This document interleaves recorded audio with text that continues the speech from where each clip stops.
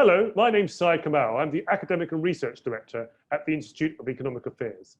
The following is one of a series of webinars produced by the IEA. And in this video, the IEA Book Club hears from leading conservative thinker and commentator Nick Timothy, who is discussing his latest book, Remaking One Nation, The Future of Conservatism. I hope you find it interesting. Thanks everyone for coming along, as it were, on Zoom. What I'm trying to do with the book is to trace the problems we have today back to the original ideas behind the policies that got us here in the first place. In particular, I'm trying to explore some of the flaws in philosophical liberalism and the ways in which liberalism is mutated into what I call ultra-extreme forms on the left, right, and centre of politics. And my argument is that conservatism, that is small c conservatism, can help the big C Conservative Party to overcome ideology and become a little bit more communitarian and make us one nation once again. And I argue that we have to start looking at liberalism, the ideology that has really made our world in Britain and the West, with a more sceptical eye. Because many aspects of life that we have been told were unavoidable and universal, inevitable and irreversible, are really no such thing at all. Really, they are the product of ideology. Now, that ideology obviously isn't as extreme as those it's easy for politicians and commentators to reject, like communism and fascism, but it is an ideology all the same, and it's ideological liberalism. And like all ideologies, as its contradictions mount, ultra-liberalism is growing illiberal and intolerant towards dissenters and retreating into delusion and denial. So the book is an attempt to explain how things have got this far and what conservatives can do about it. So I argue that we need to counter ultra-liberalism and develop a new conservative agenda that respects personal freedom, yes, but also demands greater solidarity, that reforms capitalism as we have it today and rebuilds community, and rejects some of the more selfish elements of behaviour across society, and embrace more our obligations towards other people. But the book is also a warning that conservatives have to be careful to defend the essential liberalism that helps us to have a pluralistic society and a democratic way of life. So as essential liberalism, I say, is what makes liberal democracy function. It requires not only elections to determine who governs us, but checks and balances to protect minorities from the tyranny of the majority. It demands good behavioural norms, including a willingness to accept the outcome of election results, which obviously lots of people did not after the 2016 referendum. And it requires support for free markets. Essential liberalism doesn't seek to turn every aspect of life into a market, but it knows that economic freedom is closely related to personal freedom and also other values, including dignity and justice and security and recognition from our fellow citizens. And the power of essential liberalism, I think, is that it doesn't pretend to provide a general theory of rights or justice or an ideological framework that can lead towards the harmonization of human interests and values, or even a single philosophical truth.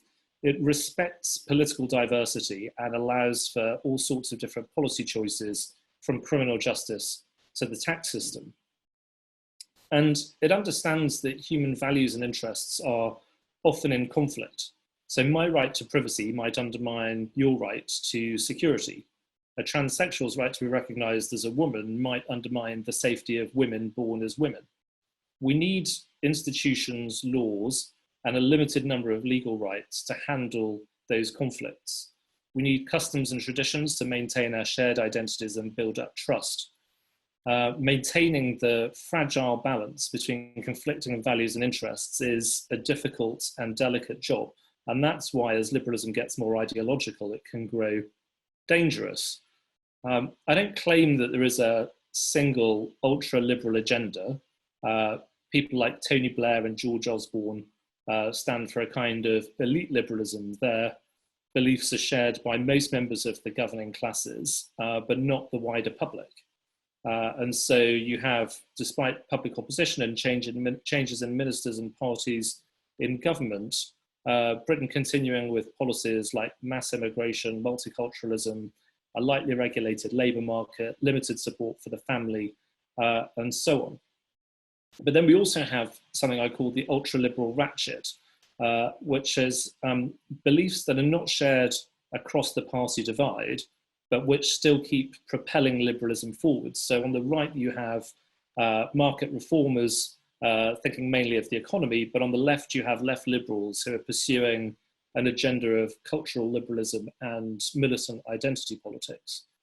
And what often happens is, one side might sometimes reverse some changes made by the other, but in the end, most of them remain. And market reformers and left liberals end up reinforcing one another by leaving us with a sense of economic dislocation and social atomization in a state that actually perversely ends up growing as it tries to pick up the pieces. And the trouble with all these forms of ultraliberalism is that if you go back to the philosophical concepts it's based on, they're based on a conception of humanity that isn't really real. If you go back to the original liberal thinkers, liberal thought was built on the premise that there are not only universal values, but natural and universal rights. And they made this argument by imagining the state of nature with, life with no kind of government at all. And they argued that so miserable that existence would be, that humans would come together to form a social contract setting out the government's powers and the rights of citizens. And this sort of hardwired several features into liberalism from the beginning. It means that liberalism assumes that we as citizens are autonomous and rational individuals. Our consent to liberal government is assumed, and rights are natural and universal. And this explains, I think, why many liberals, not all liberals, but many liberals, fall into the trap of believing that the historical, cultural, and institutional context of government is irrelevant. It behaves as though institutions and traditions are that impose obligations on us can just be cast away. All that matters, as far as government is concerned, is the freedom of the individual and the preservation of their property. And so liberal democracy can just be dropped into a rack and made to work like it does in Britain.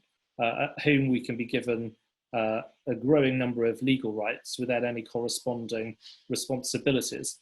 And our duties to others are treated like they're just kind of unfair hindrances. And those liberal thinkers often ignore our kind of relational nature, our dependence on others, and our reliance on the institutions and norms of community life. Lots of them take community and nation for granted and have pretty much little to say, I think, about the obligations as well as the rights of citizenship. The nation state can therefore hand over its powers to remote and unaccountable supranational institutions. Transnational citizenship rights can be bestowed upon foreign nationals.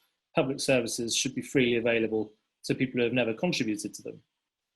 And then with later liberal thinkers, you then get other flawed ideas. So John Stuart Mill, for example, devised the harm principle, in which the liberty of the individual should be restricted only if his actions risk damaging the interests of others. And even then, there would be no encroachment on liberty to ensure conformity with the moral beliefs of the community, to prevent people harming themselves, or if the restriction was disproportionate.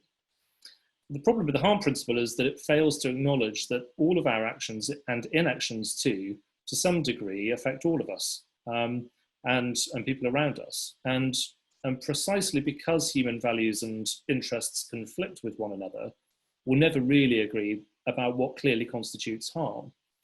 And yet you can sort of see the harm principle in the way policymakers behave now when we have attitudes towards things like the use of hard drugs, as though there are no consequences for anybody but the individual user, or a reluctance to force fathers to meet their obligations to their families, or to refuse to take action against serial tax dodging individuals and businesses. And Mill and some other liberal thinkers sometimes made the case for pluralism and tolerance on the basis that they make trial and error possible. And that trial and error leads us to truth and an increasingly perfect society.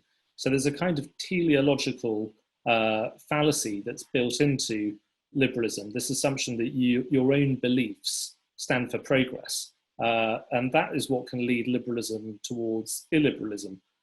Its intolerance of supposedly backward opinions, norms, and institutions can quickly become intolerance of those who remain loyal to sort of older or traditional ways of life. And I think this is a particular problem. This illiberalism is a particular problem for the ultra-liberal left. And in the book, I argue that left liberals are influenced by postmodernists like Michel Foucault and some of the American thinkers behind the rise of identity politics, because they've accepted some of the arguments promoted by people like Foucault that discourse itself is oppressive, that people are not necessarily in charge of their own destinies, that their social reality is imposed on them through language and customs and institutions. And even the victims of the powerful participate in their own oppression through their own language, stories, and assumed social roles. And because oppressive discourses work to favour those at the top of what are exploitative hierarchies, left liberals don't want to just remove the hierarchy, but penalise the people who subjugate others. So that means the sort of the classical liberal assumption that equal political rights are what we should want are not enough, because historically power lay with white men, for example. Today, whiteness and masculinity are things that can be attacked because we don't understand how our social roles are constructed. We don't understand the meaning of even our own words as we say them or write them. And in fact, the people who hear us, particularly if they're members of marginalised groups, are said to understand better than we do the true meaning of what we say. And because discourse is itself a form of violence, free speech becomes no longer sacrosanct, and it's legitimate to meet violent language with sometimes violent direct action. And then on the right, sometimes support for the free market can sometimes turn into something more extreme that blinds those believers from some lived economic reality. So struggling communities shorn of their social capital, lacking infrastructure, and with few opportunities for their young people are quite often ignored with the assumption that the invisible hand of the market is likely to come to the rescue. And instead, the sort of the policy energy of these believers is devoted to things like trying to deregulate the labour market or marketising public goods. And obviously, people at the IEA will be familiar with the works of Hayek, who's a big influence in this strand of thinking. And he argued that no political system, not even a democratic one, or even a very small and local one, can accurately reflect collective choice in the way a market does. Now that is often true, but markets or systems of public services are quite often constructed or devised with different values in mind than simply the freedom of the individual users. But for his followers, his supporters, the logic then takes you into the place that, say, for example, the NHS cannot be the right way of delivering healthcare because consumer choices and real pricing don't drive decision making. And the same goes for other public services, from public transport to schooling. And I think one of the weaknesses in the argument we have about the NHS sometimes is that people on the right sometimes, I think, forget or appear to reject the idea that that in Britain our health system was created with principles like equality and solidarity in mind, rather than the freedom of the individual user to seek their own superior care. So basically, in the book, I argue that we need a break with ultraliberalism in all of its forms, and I do think there are signs that under Boris, the Conservatives are shifting away from the sort of purities of economic and cultural liberalism. Time will obviously tell if that's what happens. Of course, I'm arguing from a position where I hope it will. because, as I say in the book, there is more to life than markets, more to conservatism than the individual, and more to the future than the decline or destruction of cultures and nations.